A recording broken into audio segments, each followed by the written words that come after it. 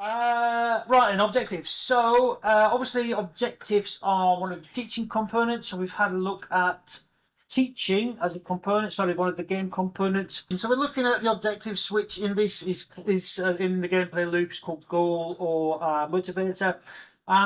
So, objectives and motivators are about guiding, leading, and persuading the player.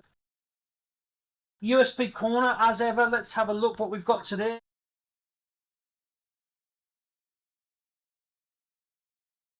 Who wants to play that? Yeah, I wasn't there. Okay, so what's the USP? Yes. It's kind of like the camera's set in an unusual angle that you'd normally never see in other games. So that is one of the USPs. Yes, I would guess. I think you're correct there. Yes. The Groundhog Day style loop, where like it gets to the end of the day, it restarts again. Yeah. So it's a time-based loop, isn't it? Annapurna. Anybody heard of Annapurna? Yeah. Yes. Would you like to explain to me what Annapurna is, who it is, how it is, when it is? Indie, but they've got like a big publisher or something on them, so they really got really creative games. Yes, Annapurna is really, it's publishers. So Annapurna, apparently they publish all the kind of unique art house games that obviously you'll be creating in year 3. USP mechanics, the time loop. Again, people were loving time loops at that particular period about 2 years ago. Okay, so let's have a look at this one. This could be a time loop.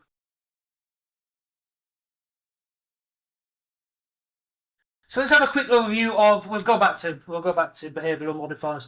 A quick overview of macro. So we know macro means big.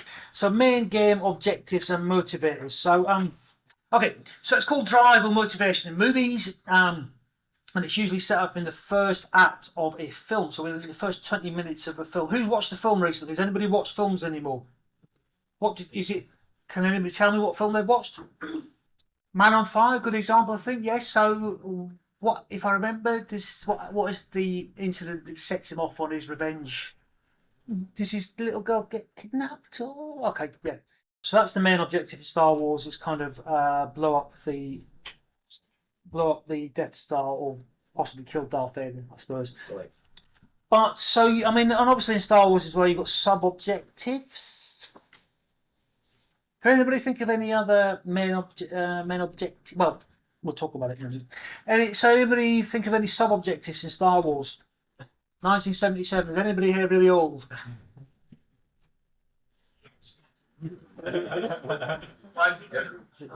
Sub-objective be escape. Yeah. So he needs to get off the planet somehow, so that's why he goes to see Han Solo, correct pronunciation. So can you think what the main objective in Die Hard is? It is a Christmas film. Yes. This guy, Bruce Willis, has to save this building from terrorism. Yes. Okay. Yes. Anybody think of any? Yeah, that's one of them. It's not really the main objective. There's a clue in that picture. Save his wife. Yeah. He's not.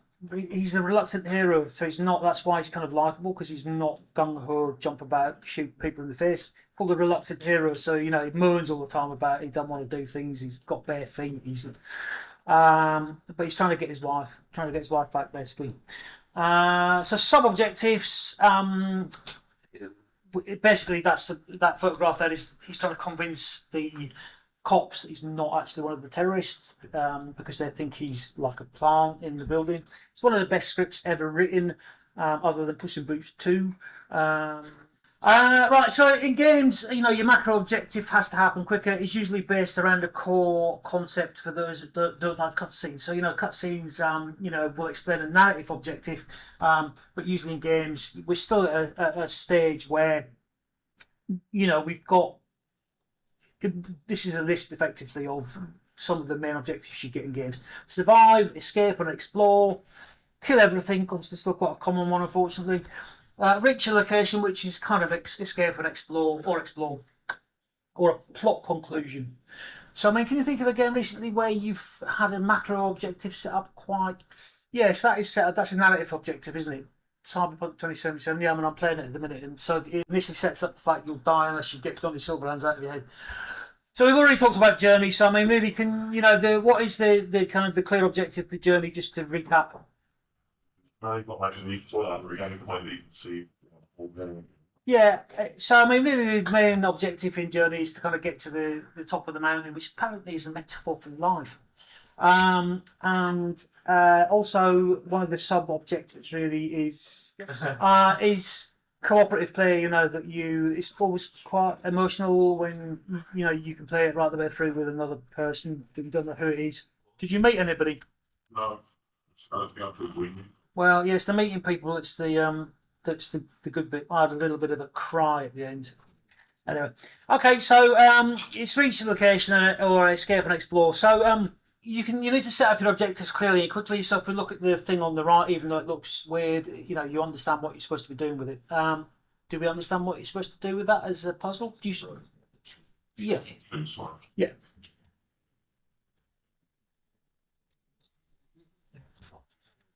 Angelic music, something we don't usually get in this room.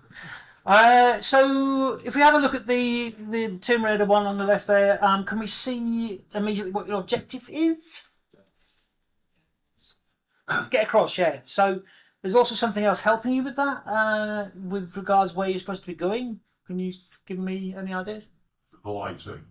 The lighting does help a bit, but I mean, you've got the floors glowing effectively. You don't want to fall down there because you can see you can't get back up. Anybody see anything in that screenshot that helps you with knowing where you've got to go? It's like the platforms. Platforms, yes. You need to get to the platforms. Is something else? There's someone on that platform. So yeah, I mean, enemies are quite a good way of guiding the player. Not you've got to head towards the enemies, even you might not want to. But yes, but you can see the exit. Yeah, I don't know if you can, but yeah, that's correct. Yeah, if you can put in an exit in a room, portals sometimes in the more convoluted chambers, you can't see the exit immediately. It does it in stages. So in Tomb Raider, you had 1 or 2 goals. You had macro is to get to the end of the level or the game. So micro is traversal or get over to a particular point. So they were talking about, that's Tomb Raider 3. That's my exciting level.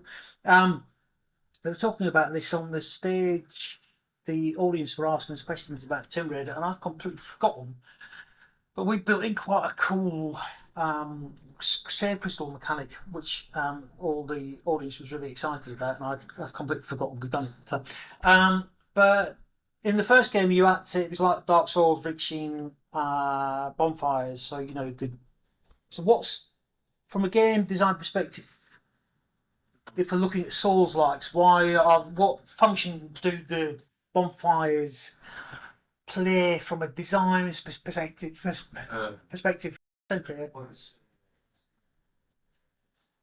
Yeah, the fast travel points are the fast. Yeah. Yeah. Okay. Orientation point. I don't know if it is an orientation point because usually they're hidden, aren't they? I suppose, yeah. Firelink Shrine. Yeah. Yeah, safe area, is it? Some of them, yeah, there's enemies like 2 feet away from it, but there's never usually enemies on top of it. So if you're designing the Firelink Shrines, or the bonfires, what would you be thinking about from a design perspective? They mark as a progression, because typically you get a new bonfire after you've made a significant progress. Yes, but have a think about how you feel when you get to a bonfire. Yes. So from a design perspective, you're building a jeopardy, aren't you? So you get enormous jeopardy of, remember like the tension of like when, well, it's the same as when you're trying to get back to get your souls. I remember I went right the way through that. In Dark Souls 2, there's a galleon level. I'm in the cave, and there's these sort of weird bat things. Anyway, so I went right the way through that, and I crept the way through it, and it took hours and hours and hours, and I got to the end, and there was a merchant in this room, and I thought, oh, thank God, I'm safe. And there was 2 chests. Stupid Andy.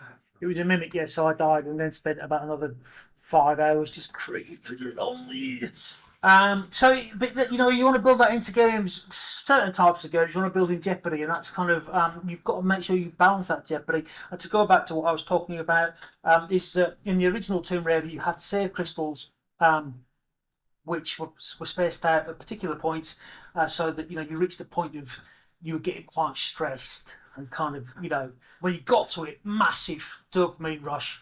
It's kind of like, oh, God. But we'd actually. In Tomb Raider 3, you collected the save crystals, but you could save them and save where you wanted. So that was, the fans kind of loved that, and I don't think we've seen that in a lot of games since. We did realise during the onstage chat that we did that for a reason. And the reason is there used to be things called, well, I think they still exist, called TRCs, which are, without boring you all to death, I can see your faces going. TRCs, Microsoft and Sony both require specific regulations before you submit a game. They used to. I think they still do.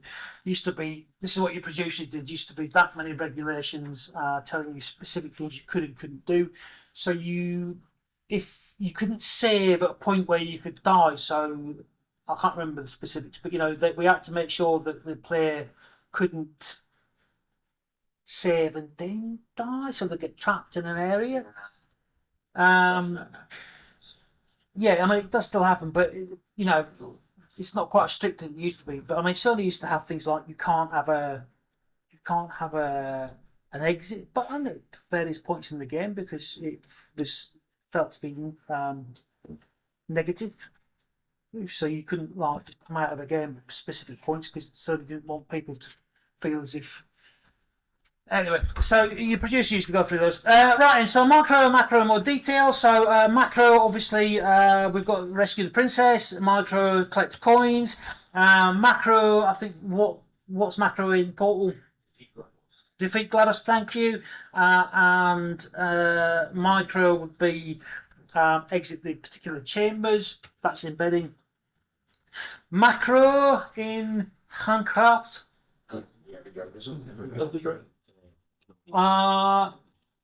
Micro again. So as we said, Minecraft's got an inverse difficulty curve. So it starts really difficult, and then as you become more overpowered, it's a bit like Assassin's Creed as well. So your macro, your macro. As we said before, I think we have said before that it's really good to set up a macro objective quite clearly across all your levels for something like the Combine Tower or the Mountain. Intrinsic and extrinsic motivators. Do we know the difference between intrinsic and extrinsic? Looking at that slide. So intrinsic value is typically something that you get in and of yourself. So it'd be like having a family member just be around, being around people, stuff like that. Just like not external value as well. Extrinsic would be like getting getting a pay rise for your job has intrinsic value to you because it allows you to, so you can be happy about. Why does it have intrinsic value to you getting a pay rise? Because so so obviously you're valued more if you get a pay rise. Your boss is saying you're really good at your job. So it's really betterment of yourself.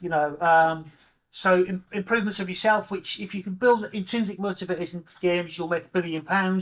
Minecraft, and we see what Minecraft does. So if you remember, there's a big boom in creativity after games. People trying to build creative modes into every game. Like, can we think of any other at that time that were just pasting in creative modes into everything? So user-generated content is always a great thing to add into games, as long as you can build a community. Forms of self-expression, but as long as you feel as if you're bettering yourself somehow. It's like learning how to swim if you can't swim. It's got a little bit of extrinsic in there, but intrinsically you know that you're making yourself better, effectively.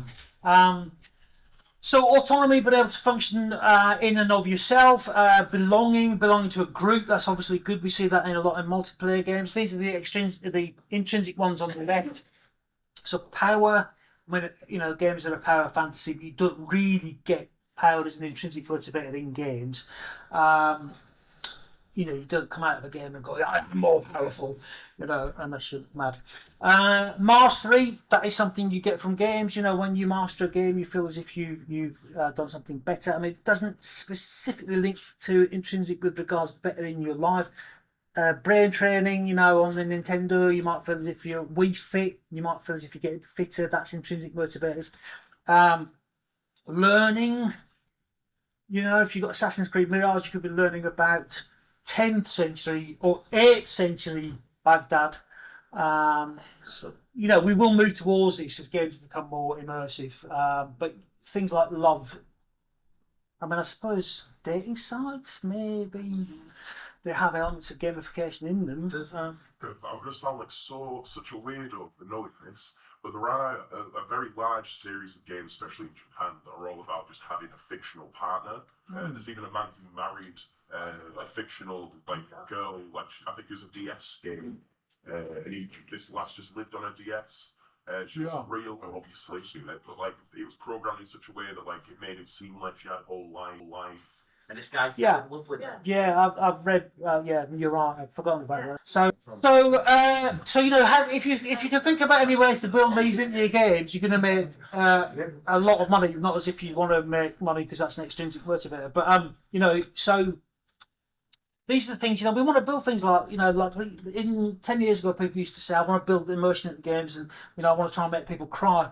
Well, why is crying the only emotion you want to get out of a game? It's like, there's lots of emotions you want to get out of a game. We're getting better, but so have a think about these things in your game careers that you will be able to start implementing into games as we kind of get them to be more immersive. You'll have more communication with other humans, depending on whether you want that to happen. So extrinsic motivators, obviously, this is what gamification is about. Do we know what gamification is? Can anyone think on a daily basis whether people have used gamification for doing your step count? Absolutely, yeah. Toothbrush. Duolingo, absolutely, yes. Gamifies, yeah. So you're getting a daily streak. So that's to do with re-engagement. They want you back in Duolingo. Yeah. Well, it is a cool loop. I mean, it's like cow clicker. So do you know what cow clicker is? Cookie clicker, yeah. So it's cookie clicker. So when it was initially invented, it was called cow clicker. It was invented by an academic who was testing motivators. But there's a thing called Skinner box mechanics, which are to do with in the 60s. A guy called B.F. Skinner did some tests with pigeons, and he found that it was called interval reward schedule. So they'd be in a cage and they'd peck at a bottom. So a specific amount of clicks would give a seed, or a random amount of clicks would give a seed, and the pigeons would obsessively try to get a seed, and then they'd get a seed out, and then they'd stop for a bit, and then they'd back up the seed. But unfortunately, he also discovered that that's exactly the same as how we work when you've got something like a one-armed bandit, which a one-armed bandit is like a jackpot machine where, the things you get in pubs. It's all digital. Yeah, but unfortunately our brains are wired exactly the same as pigeons. So yeah, well, when that works, that's why, because we're not that far removed. Pigeon brains. Is it similar to the Pavlovian response? Yeah, I think the Pavlovian response is more to do with anticipation, where this is more. I suppose it is, yeah. So it is anticipation, isn't it? What you might get. But it's the same as World of Warcraft. Is that they started getting data back out of World of Warcraft, as I said before. It was one of the first games to use data collection, because they find people will drop off in certain quests. So it said go and get 30 crab claws, or I can't remember the specifics, but and then it says get 10 crab claws, and you go down to the beach and then lots of people kind of give up. You give up about 7.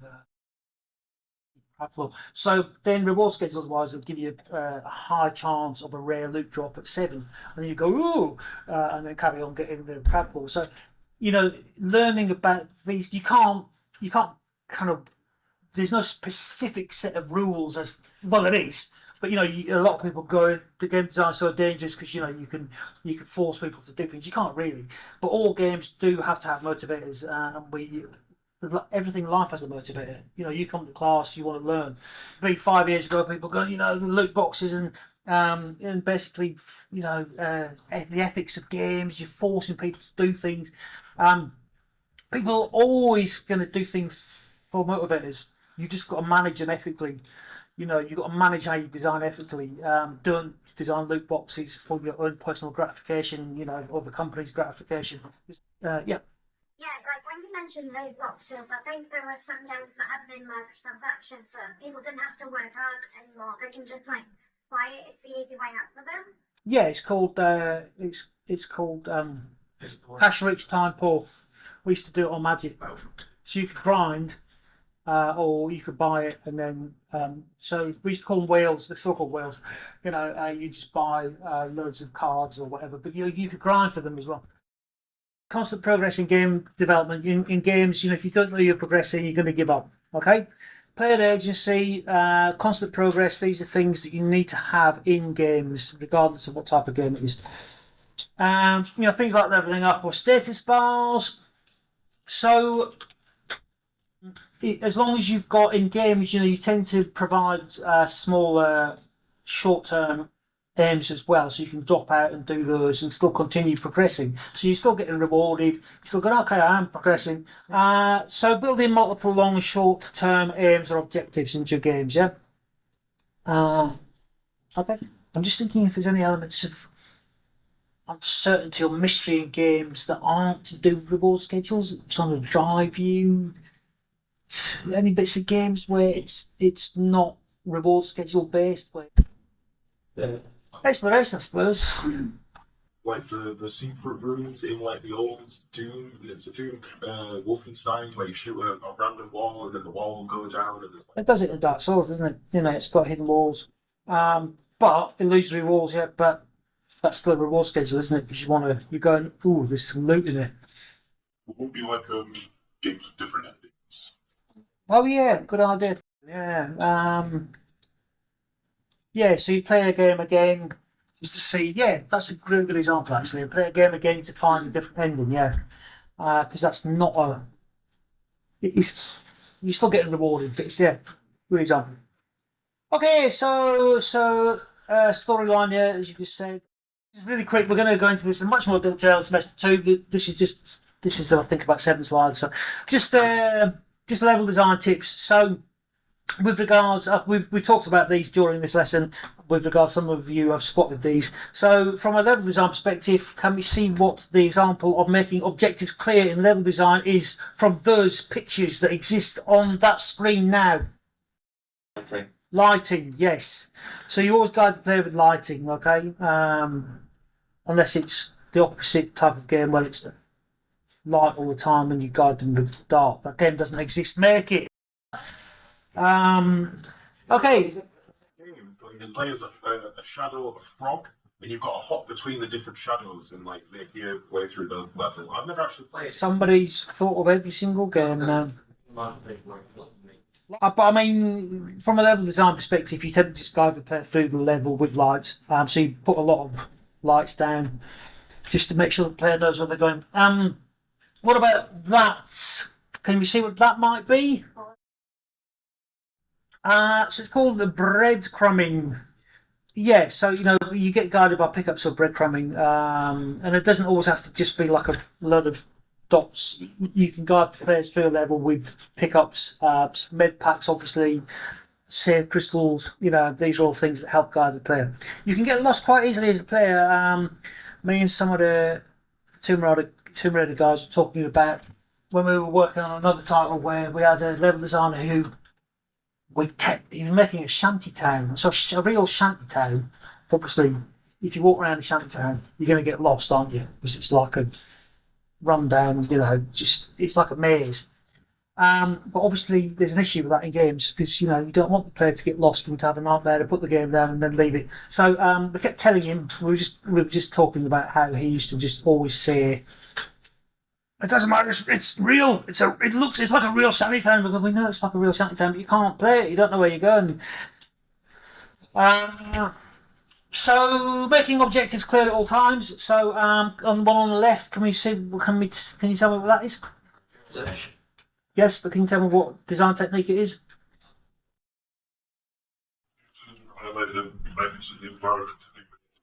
Yeah, so it's effectively color coding, readability is what we call it. Would you play Mirror's Edge? Yay!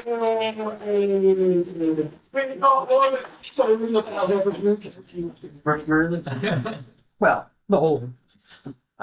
Right, so it's a bit weird that because it's red, which normally is a warning colour for players, and that they made it red. I don't know why. So all I'm saying is that if I was designing that, I would have made that green. They must have done it for a specific reason. Don't know why. Are they enemies? Pardon? Are they enemies? What, the pipe? Kill the pipe! No, I had a student who he made a game where he put the platforms and made them red, and I was saying it was a specific little part of his game, and he said, "I'm going you get people testing that they won't go on the red platforms." He was like, "Nah." Anyway, then he came back the next day and he's like, "No, nobody would go near the red platforms because we do tend to avoid red." I mean, you're tall in Miller's Edge. So objective and distance markers, obviously, that's kind of another variation. You know, now you can click a button down, and I would say avoid mazes, but it's not a hard and fast rule. But you know, you don't tend to put mazes in games anymore without there being some. I was playing Harry Potter, and that had a big maze in it, but you had detective mode or Revelio, and you could see the way you're supposed to be going, really. So if you're just in a maze on your own, in real mazes, I mean, I don't know if anybody's been in a real maze, but yeah, and you know, you think, oh, I mean, me and the wife now, we were at a state of the home a month ago, and there was a maze, and we both looked at it and went, nah.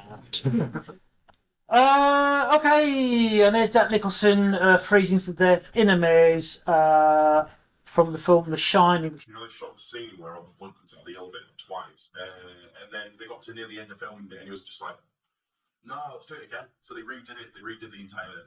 Stanley Kubrick. Yeah. He was quite specific about what he required. So they had to film the "Here's Johnny" with her screaming behind the door. They filmed that about 60 times, 60 takes. She was exhausted. She was, you know, she's actually weeping with the fact that she was just absolutely exhausted having to do it so many takes. As the actress, I would have lost my plan yet. You're working for Stanley Kubrick, one of the all-time geniuses, film directors, other than the Paw Patrol 2 or whatever they.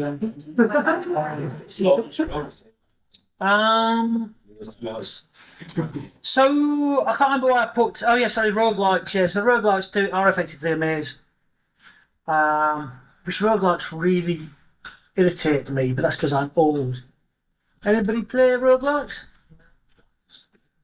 Yeah, I appreciate it's a perfectly valid game genre, you know. But it's just the rebuilding and everything. I mean, that bottom one was a VR title. And so I was playing it, and then I kept getting killed by the zombie things in the space station, and then it would restart, and then I'd run out of the room again, and I'd go like, I'm sure that. Well, anyway, run about for a bit, and I get killed again, and I think, go back to the start room again, run about a bit, get killed again, come out, and eventually, after about 3 hours of this, I realised it was a roguelike, and they hadn't for the rooms reorganise themselves in the space station. So enemies, you know, enemies will guide you, as we've said before. Pardon? Is that about VR? Yeah, I don't know why. I must have been having a VR day, but so you know, if you see motion or enemies in the game, you know you're going the right way. So yeah, and watch out for corralling. So you know you will get corralled through certain areas in level design. We'll be doing much more of this in semester 2. But watch out when you're corralling, cause things like, so we all understand what corralling is. Can anybody see what might be irritating about that particular image? Anybody see what might be irritating about it?